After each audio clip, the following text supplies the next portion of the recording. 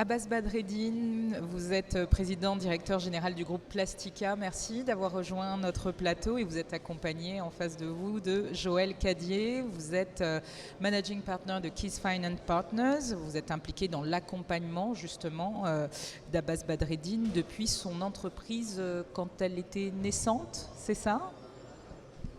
Non, en fait, on a pris en cours, Abbas l'a vraiment développé, et c'est lorsqu'il a voulu se développer à l'extérieur du pays, notamment en France, que nous sommes intervenus pour l'accompagner dans l'acquisition d'une entreprise en France. Alors, racontez-nous un petit peu le début de Plastika avant d'arriver à un accompagnement extérieur.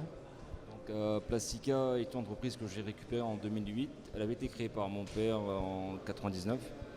On est arrivé à Plastika, on était une trentaine de personnes.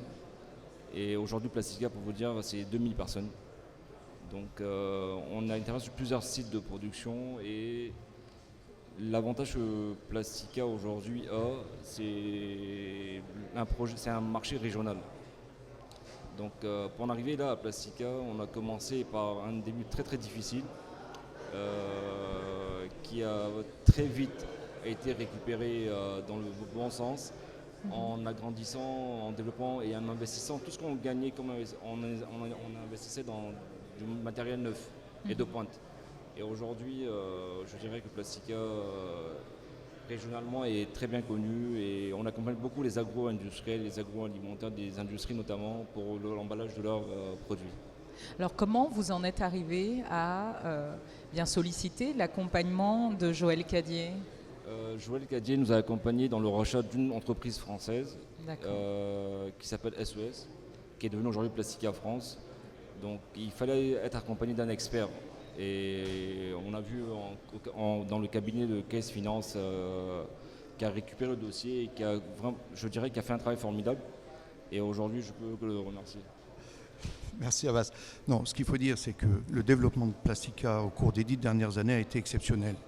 Exceptionnel à plus d'un titre, mais notamment par les investissements industriels d'équipement qu'il a réalisés chaque année. C'est 4, 5, 6 millions d'euros d'investissement chaque année dans l'outil industriel.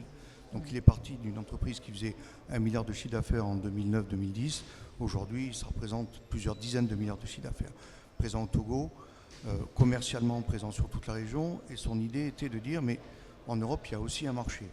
Et puis, il est soucieux des phénomènes, des problèmes de recyclage, d'environnement. Donc il a regardé qu'est-ce qui pouvait se faire en termes de recyclage en Europe. Et c'est de là que l'idée est venue pour Abbas de regarder l'Europe. Comment trouver une entreprise de recyclage à racheter ? Et puis finalement, c'est une entreprise de fabrication dans la plasturgie qui a été sa cible et pour laquelle je l'ai accompagné. Voilà. Et pour revenir sur le continent, donc il y a un pont qui a été créé. Est-ce qu'il y a une suite justement sur le continent ? Est-ce que vous allez aller par exemple au-delà de l'Afrique de l'Ouest et encore plus loin ? Est-ce que Plastika a cette ambition ? Parce que cette question du recyclage, elle est au-delà malheureusement des frontières de l'Afrique de l'Ouest. On est en plein projet pour l'Afrique de l'Ouest. Pour le moment, on reste en Afrique de l'Ouest et en France.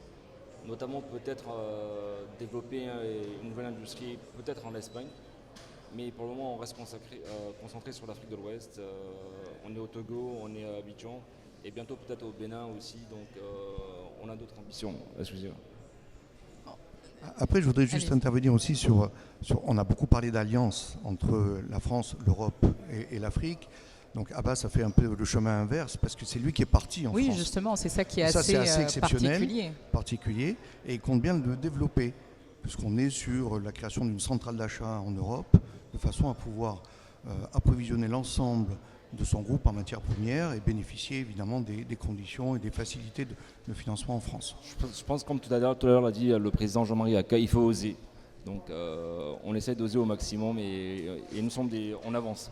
Oser entreprendre, c'est ce que vous avez retenu de la scène Inspire ce matin. Qu'est-ce qui vous a marqué ? C'est une journée particulière aujourd'hui pour BPI France et ici en Côte d'Ivoire. Est-ce qu'il y a des choses qui vous ont inspiré ce matin ? Écoutez, moi je crois à la jeunesse ivoirienne, même africaine, et je crois qu'oser doit venir de manière instantanée. C'est tout à fait normal. Aujourd'hui, on a une croissance en Afrique formidable. Je pense qu'il faut oser, il faut aller de l'avant, il faut entreprendre. Et c'est un message que je lance aussi aux jeunes africains. il faut croire en ce qu'on fait. Et aujourd'hui, on a besoin, il faut que chacun parmi nous, des entrepreneurs, on puisse impacter nos entreprises, impacter même nos familles, et pour avoir au moins un résultat escompté.